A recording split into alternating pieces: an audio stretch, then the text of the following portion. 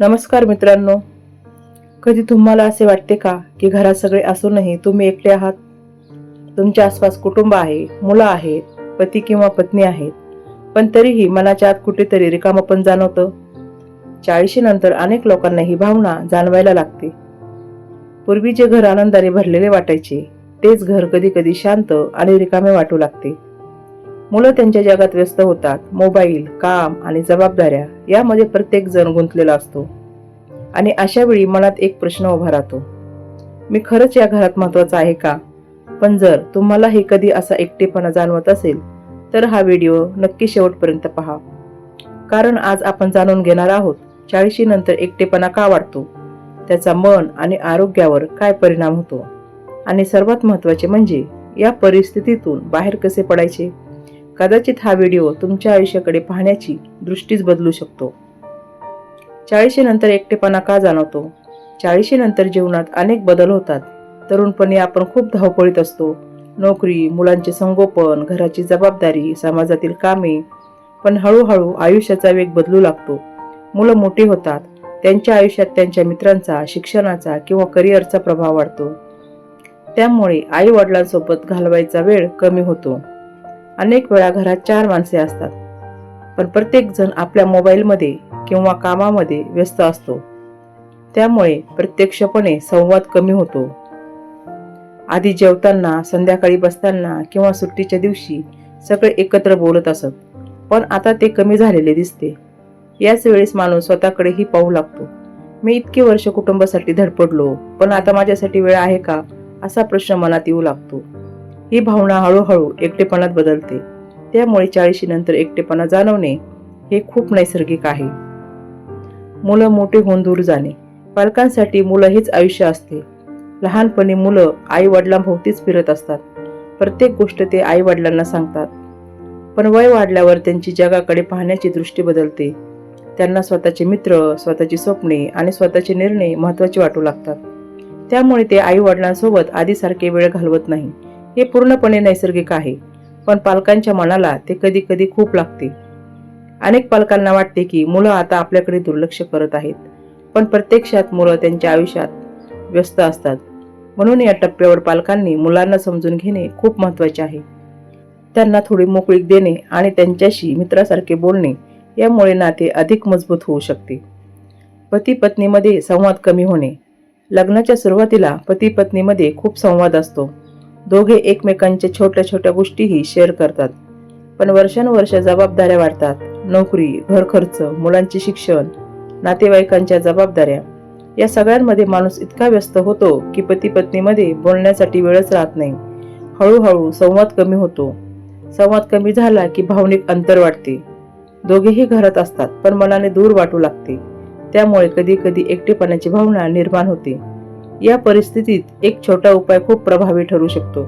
दररोज थोडा वेळ एकमेकांसाठी काढणे, एकत्र बसून बोलणे, चालायला जाणे किंवा चहा घेताना दिवसाबद्दल चर्चा करणे यामुळे नाते पुन्हा जिवंत होऊ शकते. मित्रांचा संपर्क कमी होणे. तरुणपणी मित्रांसोबत खूप वेळ घालवला जातो. कॉलेजचे दिवस, नोकरीची सुरुवात या काळात मित्र हेच जग असतात. पण लग्नानंतर आणि कुटुंबाच्या जबाबदाऱ्या वाढल्यानंतर मित्रांसोबत भेटी कमी होतात. प्रत्येक जण आपल्या आयुष्यात व्यस्त होतो. त्यामुळे जुने मित्र हळूहळू दूर जातात. कधी कधी अनेक वर्ष मित्रांना भेटताही येत नाही. मित्रांसोबतचा संवाद कमी झाल्यावर माणसाला भावनिक आधारही कमी मिळतो. म्हणूनच जुन्या मित्रांशी संपर्क ठेवणे खूप महत्त्वाचे आहे. अधूनमधून फोन करणे, भेट घेणे किंवा सोशल मीडियावर संवाद ठेवणे यामुळेही नातेसंबंध जिवंत राहतात. हार्मोनल बदल. विशेषतः महिलांमध्ये 40 नंतर हार्मोनल बदल होऊ लागतात. शरीरात होणारे हे बदल मनावरही परिणाम करतात. कधी कधी मूड अचानक बदलतो, चिडचिड होते किंवा उदासी जाणवते. काही वेळा छोट्या गोष्टीवरही मन खूप संवेदनशील होते. हे बदल नैसर्गिक असतात. त्यामुळे या काळात स्वतःची काळजी घेणे खूप आवश्यक आहे. योग्य आहार, नियमित व्यायाम आणि पुरेशी झोप यामुळे शरीर आणि मन दोन्हीही संतुलित राहते. मानसिक ताण वाढणे. एकटेपणा वाढला की मनात नकारात्मक विचार वाढू लागतात. माणूस स्वतःबद्दल शंका घेऊ लागतो. उदाहरणार्थ, माझं महत्त्व कोणासाठीच नाही, कोणी माझी काळजी घेत नाही, असे विचार येऊ शकतात. हे विचार मनाला अधिक ताण देतात. जर या विचारांकडे दुर्लक्ष केले नाही तर ते हळूहळू मानसिक तणावात बदलू शकतात. त्यामुळे अशा वेळी सकारात्मक विचार करणे आणि स्वतःला व्यस्त ठेवणे खूप आवश्यक असते. आत्मविश्वास कमी होणे. एकटेपणामुळे अनेक लोकांचा आत्मविश्वास कमी होतो.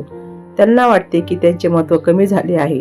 पण प्रत्येक व्यक्तीची किंमत असते. प्रत्येक माणसात काही विशेष गुण असतात. जर आपण स्वतःचे गुण ओळखले आणि त्याचा उपयोग केला तर आत्मविश्वास पुन्हा वाढू शकतो. उदाहरणार्थ, कोणाला स्वयंपाक चांगला येतो, कोणाला लेखन किंवा कला आवडते. या गोष्टींना वेळ दिल्यास स्वतःबद्दल अभिमान वाटू लागतो. स्वतःसाठी वेळ काढणे. 40 नंतर स्वतःसाठी वेळ देणे खूप महत्त्वाचे आहे. अनेक वर्ष आपण कुटुंबासाठी धडपडत असतो, पण या टप्प्यावर स्वतःची काळजी घेणे आवश्यक असते. दररोज थोडा वेळ स्वतःसाठी काढा. चालायला जा, योगा करा, ध्यान करा किंवा एखादे चांगले पुस्तक वाचा. या सवयी मनाला शांतता देतात. जेव्हा आपण स्वतःला वेळ देतो तेव्हा मन अधिक स्थिर आणि आनंदी राहते. नवीन छंद विकसित करणे. नवीन छंद आयुष्याला नवीन रंग देतात. 40 नंतर माणसाकडे अनुभव खूप असतो, त्यामुळे नवीन गोष्टी शिकणे सोपे होते.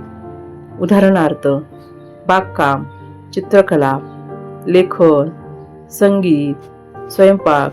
छंदामुळे मन आनंदी राहते आणि एकटेपणा कमी होतो. आध्यात्मिकता वाढवणे. आध्यात्मिकता मनाला खूप शांतता देते.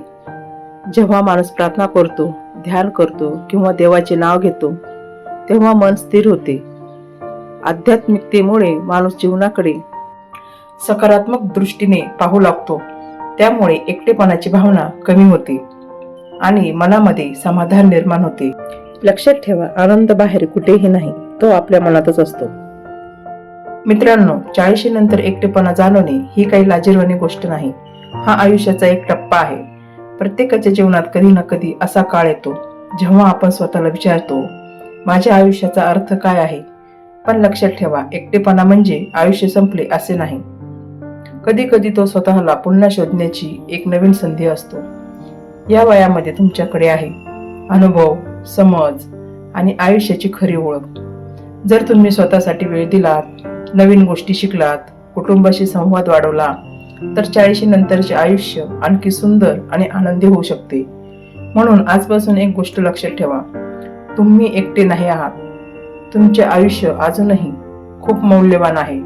वरील सवयी अंमलात आणल्या तर जीवन पुन्हा आनंदी होऊ शकते. जर हा व्हिडिओ तुम्हाला उपयोगी वाटला असेल तर व्हिडिओला लाईक करा, तुमच्या मित्रांसोबत शेअर करा आणि चॅनलला सबस्क्राईब करा.